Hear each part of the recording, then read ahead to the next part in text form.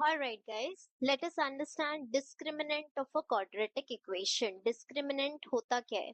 तो अगर आपके पास एक quadratic equation है ax square plus bx plus c equal to 0, तो ये जो quadratic equation है, आप जानते हो कि इसको हमने सॉल्व करके हमने देखा कि इसको सॉल्व करने के तीन तरीके, फैक्टराइजेशन, कंप्लीटिंग स्क्वायर और क्वाड्रेटिक फॉर्मूला। तो क्वाड्रेटिक फॉर्मूला से हमें पता चला कि x जो होता है वो minus b plus minus under root b square minus 4ac whole divided by 2a होता है। करेक्ट? ये होता है आपका x का वैल्यू, आपके रूट्स। अब इसमें अंडर रूट के अंदर जो ये पूरी क्वांटिटी आपको दिखती है बी स्क्वेयर माइनस 4ac, इसे कहा जाता है डिस्क्रिमिनेंट। इसे कहते हैं डिस्क्रिमिनेंट। इसे डेल्टा से डिनोट करते हैं या कभी कभार सिर्फ और सिर्फ एक प्लेन डी से भी डिनोट करते हैं। तो अब आपकी क्वाड्रेटिक इक्वेशन का सोल्यूशन क्या आ जाएगा? Minus b plus minus under root d upon 2a। अब यहाँ से आपको एक बात समझ में आ रही है कि b और 2a ये क्या है? ये कॉन्स्टेंट्स। b भी एक कांस्टेंट होगा, a भी एक कांस्टेंट होगा, उसकी कोई भी वैल्यूज हो सकती है, 1, 4, 4.5, कुछ भी हो सकती है, right? So these are constants. और x जो है ना, वो वेरी किसकी वजह से करेगा? d की वजह से। d की वजह से एक्चुअली पता चलेगा कि x किस तरीके का नंबर है। सारा खेल यहाँ अंडर रूट के अंदर की क्वांटिटी का ही है, क्योंकि हम वो प्रेडिक्ट नहीं कर सकते। अंडर रूट के अंदर या तो पॉजिटिव वैल्यू आएगी या फिर नेगेटिव वैल्यू आ सकती है, या फिर अंडर रूट के अंदर जीरो भी आ सकता है, कुछ भी आ सकता है, राइट? तो इसीलिए x जो है यहाँ पर ज्यादातर वो डिपेंड कर रहा है आपके डिस्क्रिमिनेंट के ऊपर। आपका डिस्क्रिमिनेंट क्या है? तो इसीलिए हम डिस्क्रिमिनेंट d को कहते हैं कि it defines the nature of roots. Discriminant defines nature of roots. आपके जो रूट्स निकलते हैं उनका नेचर, किस तरीके के रूट्स होंगे, रियल रूट्स होंगे या फिर अनरियल होंगे, रैशनल नंबर आएंगे या फिर लेट्स से इक्वल रूट्स होंगे, किस तरीके के रूट्स होंगे, उनका नेचर कैसा है, ये कौन डिसाइड करता है? आपका डिस्क्रिमिनेंट डिसाइड करता है। कैसे डिसाइड करता है? Let us understand. Nature of roots, very very important, super important topic है नेचर ऑफ रूट्स। इससे 100% सवाल आएगा। Okay, so nature of roots में हम सबसे पहले डी के बारे में बात करते हैं। तो डी जो है, पहला सिचुएशन लेते हैं कि डी पॉजिटिव है। ओके, तो डी अगर आपका पॉजिटिव वैल्यू है, अगर डी पॉजिटिव वैल्यू है, तो इसमें एकदम मैं जनरल केस ले रही हूँ, बहुत ज्यादा डिटेल में नहीं जाऊंगी। तो डी अगर पॉजिटिव है तो एक्स क्या आ जाएगा? Minus b plus minus under root d upon 2a। अब आप नंबर्स जो है, मेन जो नंबर्स होते हैं, वो आपको ये तो पता होगा कि नंबर रियल होते हैं या फिर कॉम्प्लेक्स, है ना? अब रियल के अंदर बहुत सारे टाइप्स ऑफ नंबर्स आते हैं, नेचुरल आ गए, इंटीजर्स आ गए, इरेशनल आ गए, रैशनल आ गए, ये सब मिलके रियल नंबर्स बनाते हैं। कॉम्प्लेक्स नंबर्स क्या होते हैं? ऐसे नंबर्स होते हैं जिसके अंदर एक रियल पार्ट होता है और एक इमेजिनरी पार्ट होता है। रियल पार्ट मतलब वो नंबर्स होंगे, नेचुरल, इंटीजर, रैशनल, इरेशनल। दूसरा इमेजिनरी नंबर क्या होता है? उसमें होता है आई, उसमें होता है आयोटा आई, जो होता है अंडर रूट माइनस 1, रूट के अंदर नेगेटिव वैल्यू। तो ये होते हैं कॉम्प्लेक्स नंबर्स। ओके, तो जब भी आपका डी पॉजिटिव होगा, 100% गारंटी के साथ आप आंख बंद करके कह सकते हो कि आपके दो रूट्स निकलेंगे, है ना? एक minus b plus under root d by 2a, दूसरा रूट क्या होगा? Minus b minus under root d by 2a। x1 क्या आएगा? Minus b plus under root d by 2a। x2 क्या आएगा? Minus b minus under root d by 2a। अब guarantee के साथ एक बात तो कही जा सकती है कि रूट्स रियल होंगे, क्योंकि अंडर रूट के अंदर की क्वांटिटी तो पॉजिटिव है ना? अंडर रूट के अंदर तो क्वांटिटी पॉजिटिव है, तो ये रूट्स तो 100% रियल। अगर नेगेटिव होती तो रूट्स हम कहते कि इमेजिनरी आते, राइट? तो यहाँ से हम बोलेंगे कि दो डिस्टिंक्ट रूट्स होंगे, और वो भी कैसे होंगे? रियल रूट्स होंगे।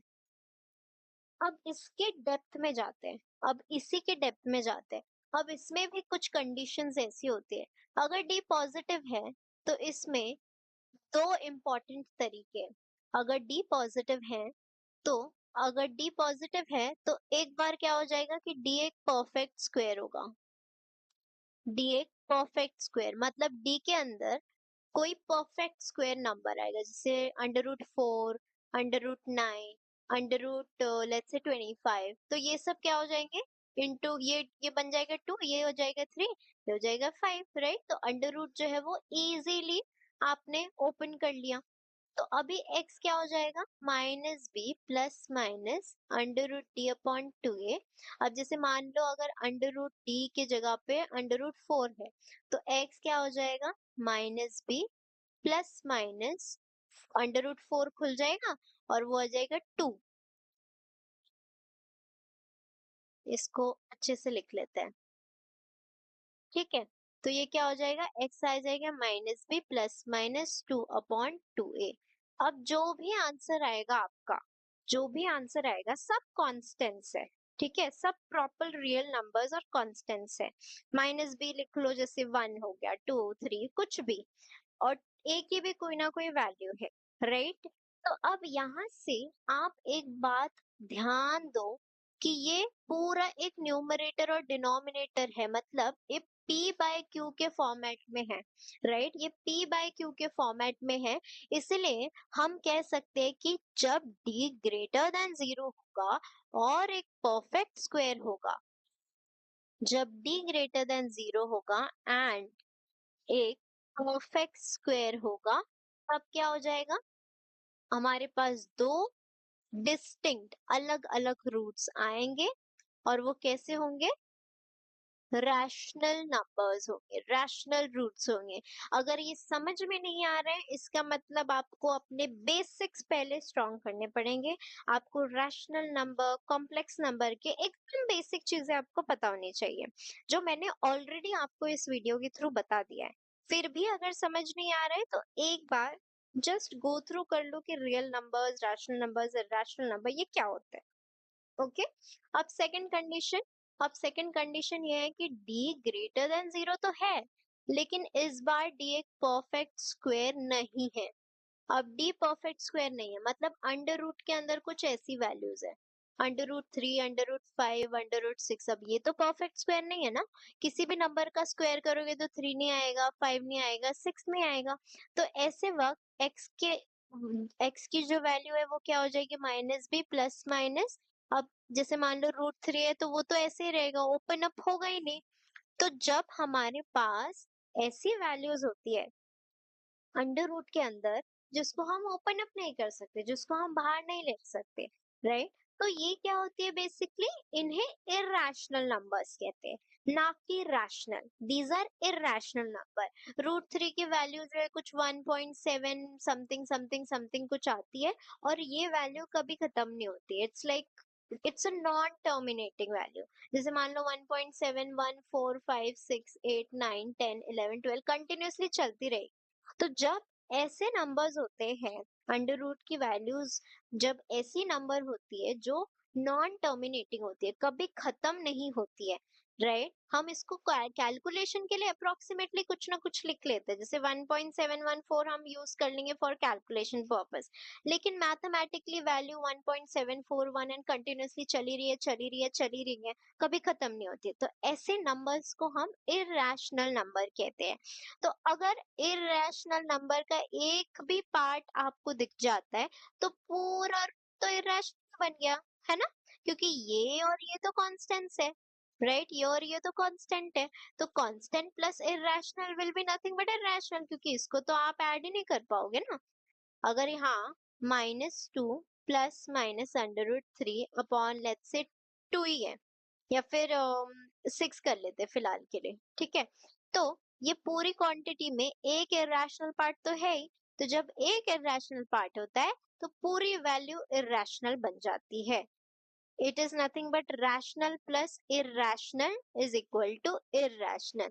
नहीं पता है पता करके आओ कैसा होता है रैशनल प्लस रैशनल, क्या मिलता है, रैशनल प्लस इर्रेशनल क्या होता है, rational plus sorry irrational plus irrational क्या होता है, ये सब पता करके आओ।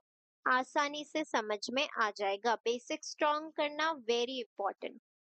तो यहाँ से हमें एक और कंडीशन मिल गई कि d ग्रेटर देन 0 है लेकिन it is not a perfect square.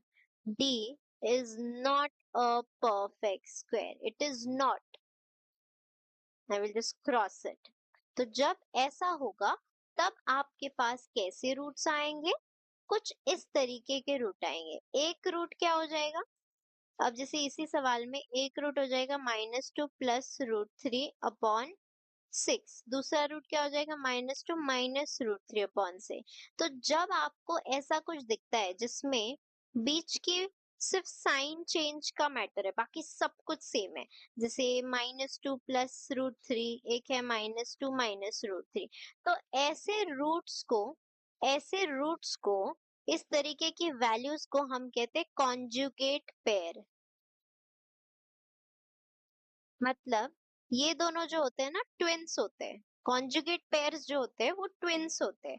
वो दो भाई है, ऐसे भाई है जो हमेशा ऐसे लाइक साथ में ही आएंगे। दे आर अटैच्ड, बॉडी के through they are attached. Let's say उनके स्टमक साथ में है, तो अगर पहले को आप कहीं बुलाते हो तो दूसरा उसके साथ आएगा ही आएगा, राइट? तो they are bodily attached with each other.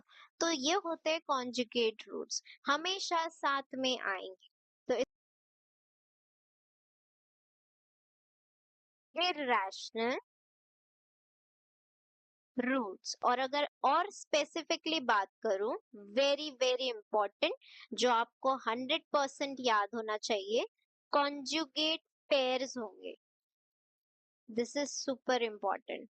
वो कॉन्जुगेट पेयर मतलब अगर एक रूट इसका मतलब क्या है? एक रूट 4 - √3 है तो दूसरा रूट 100% 4 + √3 होगा, 100%। अगर एक रूट 2 - √5 है तो दूसरा रूट 100% 2 + 5 रूट होगा, बीच का साइन चेंज। अगर एक रूट -2 -√6 है तो दूसरा रूट 100% -2 +√6 होगा, बीच का साइन चेंज करना है। That's it. Got it? Okay.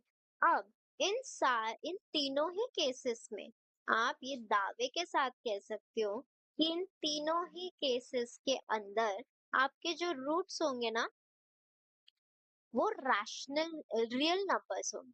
वो क्या होंगे? रियल नंबर्स होंगे in all these three cases. इन तीनों ही केस के अंदर रूट्स कैसे होंगे? रियल हो। Roots are real because real roots का पहला सिचुएशन तो डन है, रैशनल रूट्स का एक और सिचुएशन डन है। डिस्टिंक्ट अगर इररेशनल रूट्स आते हैं तो भी हमें पता है irrational numbers are real numbers. तो इन सब में रियल रूट्स ही आएगा। एक और छोटा सा कंडीशन, वेरी सिंपल। अब एक और कंडीशन क्या कहती है कि आपका डी जो होगा वो जीरो भी तो हो सकता है। हमने तीन कंडीशन देखी थी, एक डी पॉजिटिव, एक डी जीरो और एक डी नेगेटिव। तो अगर d जीरो हो गया, x क्या था? -b प्लस माइनस, अब अंडर रूट में जीरो आ गया अपॉन 2a, तो ये पूरी टर्म तो खत्म हो जाएगी। तो x क्या आ जाएगा? -b/2a। तो यहाँ से आप ये चीज कह सकते हो कि आपके जो दो रूट्स आएंगे ना, रूट्स तो दो ही आएंगे, रूट्स तो दो ही आएंगे, लेकिन कैसे होंगे वो? इक्वल रूट्स होंगे। Equal and real, of course this is also p by q का फॉर्म ही है। तो ये रियल रूट्स होंगे, लेकिन उसको जनरली आप एकदम स्पेसिफिकली रैशनल मत कहो, आप कहो two equal real roots, because उससे आप कंफ्यूज हो जाओगे कि स्पेसिफिक अगर क्वेश्चन में बोला है कि आपको रैशनल रूट से निकालने, then you should know the specific condition. That is why आप इसको कहो कि दो रियल रूट्स आएंगे एंड दो दो इक्वल रियल रूट्स आएंगे। Okay, specific condition. और वो दोनों रूट्स कैसे होंगे? पहला रूट भी आपका -b/2 है। क्वाड्रेटिक इक्वेशन में हमेशा हाईएस्ट डिग्री 2 होती है, मतलब दो रूट्स 100% आना है। अब इस कंडीशन में अलग क्या हो रहा है, इस कंडीशन में फर्क बस इतना है कि रूट्स तो दो ही आ रहे हैं लेकिन उनकी वैल्यूज जो है वो सेम है, रिपीट हो गया। पहला रूट भी यही है, सेकेंड रूट भी वही है, तो रिपीटेड, इसे कहा जाता है रिपीटेड रूट्स। Repeated roots. तो कभी भी स्पेसिफिकली बोला है रिपीटेड रूट्स है, इसका मतलब है दो इक्वल रूट्स है। अभी ये भी एक रियल नंबर ही आएगा ना, इमेजिनरी पार्ट आपको दिख रहा है क्या? कोई इमेजिनरी पार्ट नहीं है। तो हम कह सकते हैं कि ये पूरी कंडीशन जो है वो किसकी है, रियल रूट्स की है। इसका मतलब क्या है? इसका मतलब ये है कि कभी भी आपको सवाल में स्पेसिफिकली मेंशन नहीं किया है, सवाल में स्पेसिफिकली मेंशन नहीं किया है कि आपको रैशनल रूट चाहिए, इरैशनल चाहिए या इक्वल चाहिए। अगर स्पेसिफिक मेंशन किया है तो ये स्पेसिफिक कंडीशंस लगाओ। लेकिन अगर सिर्फ बोला है कि रियल होना चाहिए रूट्स, वो आप कैसे भी रखो, रैशनल रखो, इरैशनल रखो, कॉन्जुगेट पेयर रखो, इक्वल रखो, फर्क नहीं पड़ता। अगर रियल बोला है तो सबकी कॉमन कंडीशन क्या है? अगर रियल बोला है तो सबकी कॉमन कंडीशन है कि d should be greater than equal to zero. d should be greater than equal to zero, very common condition. Real roots की बेसिक कंडीशन है d should be greater than equal to zero. इसको जितना याद कर सकते हो उतना याद कर लो। अगर कॉन्सेप्चुअली क्लियर रहोगे तो सब इजी हो जाएगा। अब नेक्स्ट सिचुएशन क्या थी? All the situations we have covered, positive वाला भी, जीरो वाला भी, अब बचा क्या है, नेगेटिव वाला, नेगेटिव सिचुएशन। ओके, अब अंडर रूट के अंदर अगर नेगेटिव वैल्यू रहेगी तो कैसी? तो अब अगर x is equal to minus b plus minus under root जो d है वो एक नेगेटिव वैल्यू है, एक नेगेटिव d वैल्यू आ रही है, जैसे minus under root minus four आ गया, अंडर रूट माइनस फाइव आ गया, अंडर रूट माइनस सेवन आ गया, कुछ भी आ सकता है, कोई भी वैल्यू, बस माइनस आ रहा है।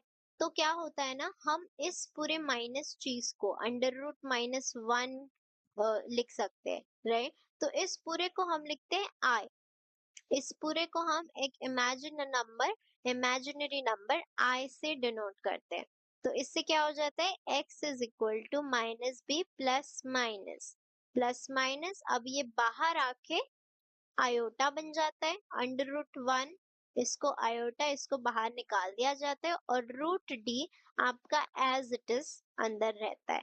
अब माइनस बाहर निकल गया, मतलब जो भी अंदर की वैल्यू थी वो कैसी हो जाएगी, अभी प्लस हो जाएगी, प्लस फोर बन जाएगी, और माइनस जो है वो यहाँ पर बाहर आके आई बन जाएगा। तो ये क्या बन जाएगा, आई अंडर रूट फाइव, आई अंडर रूट सेवन।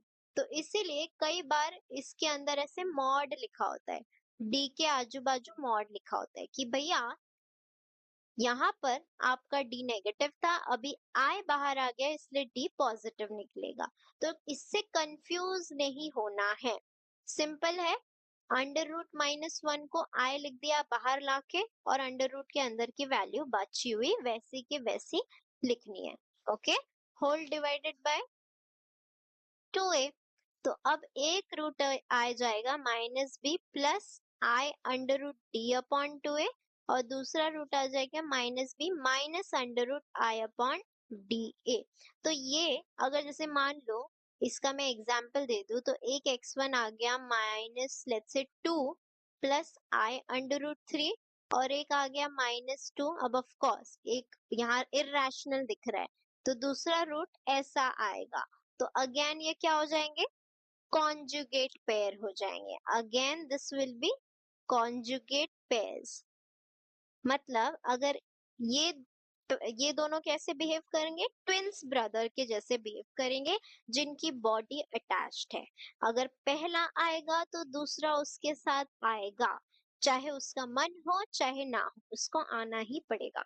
तो x1 अगर माइनस टू प्लस आई रूट थ्री है तो दूसरा रूट माइनस टू माइनस आई रूट थ्री ही हो। ओके, तो अगेन अब कंडीशन क्या बन गई, d लेस देन जीरो। अब इस बार रूट्स रियल है क्या? नहीं, क्योंकि एक इमेजिनरी नंबर आई आ गया। जब इमेजिनरी नंबर आई आ जाता है तो रूट्स रियल नहीं बल्कि कॉम्प्लेक्स नंबर्स बन जाते हैं। कॉम्प्लेक्स नंबर क्या होता है? कॉम्प्लेक्स नंबर एक ऐसा नंबर होता है जिसमें एक पार्ट रियल होता है और बचा हुआ पार्ट इमेजिनरी होता है, मतलब आय वाला होता है। अब यहाँ पर -2 जो है, ये जो है वो एक रियल पार्ट है उसका, और ये जो पूरी चीज है ये आपका इमेजिनरी पार्ट होता है, राइट? बिकॉज आई √-1 ऐसा कोई नंबर है ही नहीं। बट फॉर सम कैलकुलेशन कई बार माइनस आ जाता है, तो कैलकुलेशन आसान करने के लिए हम उसको आई से डिनोट करते हैं, आयोटा से। अगर ये बात नहीं पता है, प्लीज रिसर्च अबाउट इट, आपका डाउट क्लियर हो जाएगा। तो जब डी नेगेटिव होता है तो नो रियल रूट्स नहीं आते हैं। कैसे रूट्स आते हैं फिर रियल नहीं आते हैं? तो कॉम्प्लेक्स रूट्स आते हैं। एक और इम्पोर्टेंट बात, कॉम्प्लेक्स आते हैं and conjugate pair.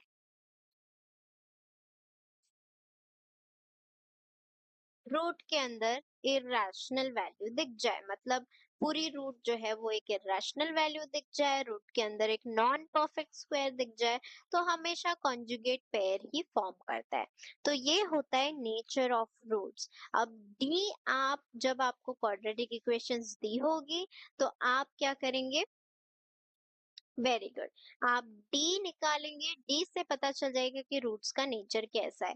D positive है तो डेफिनेटली दो डिस्टिंक्ट रूट्स है। अगर डिटेल में पूछा है तो इसी की दो कंडीशन, डी पॉजिटिव है लेकिन एक परफेक्ट स्क्वायर है, अगर हाँ तो रैशनल रूट्स आएंगे। अगर डी पॉजिटिव है लेकिन डी एक परफेक्ट स्क्वायर नहीं है, तो अंडर रूट के अंदर एक ऐसी वैल्यू आ जाएगी जैसे 3, 5, जो जिसका कोई परफेक्ट स्क्वायर नहीं है, तो वो इर्रेशनल बन जाएंगे। और वो हमेशा इर्रेशनल है तो हमेशा कॉन्जुगेट पेयर्स में ही अकर होंगे। मतलब एक रूट 4 - √3 है तो 100% दूसरा रूट 4 + √3 होगा। नेक्स्ट हमने देखा कि डी जीरो भी तो हो सकता है पॉजिटिव की बजाय। तो जब जीरो होगा तो दोनों रूट्स सेम हो जाएंगे, और दोनों रूट्स हमने निकाले भी थे फॉर्मूला से। इधर से आपको एक बात और पता होनी चाहिए, डी अगर जीरो हो जाए तो एक्स होता है -b/2a।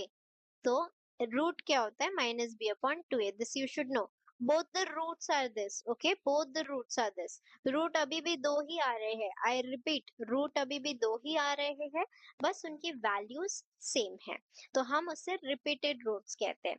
एंड लास्ट कंडीशन, अगर आपको बोला है कि root is complex, complex roots या फिर अनरियल या इमेजिनरी रूट्स की कंडीशन दी है, या फिर नो रूट्स की कंडीशन दी है, नो रूट्स एट ऑल, इस क्वाड्रेटिक के कोई रूट्स नहीं है, ऐसा बोला है, तो आप कौन सी कंडीशन लगाओगे? डिस्क्रिमिनेंट इज नेगेटिव वाली कंडीशन लगाओगे। इससे आपको इमेजिनरी रूट्स मिलेंगे, मतलब कॉम्प्लेक्स रूट्स, इमेजिनरी रूट्स मिलेंगे। एंड वो कैसे होंगे? They will occur in conjugate pairs. Okay, they will occur in conjugate pairs. Got it? So this is all about nature of roots.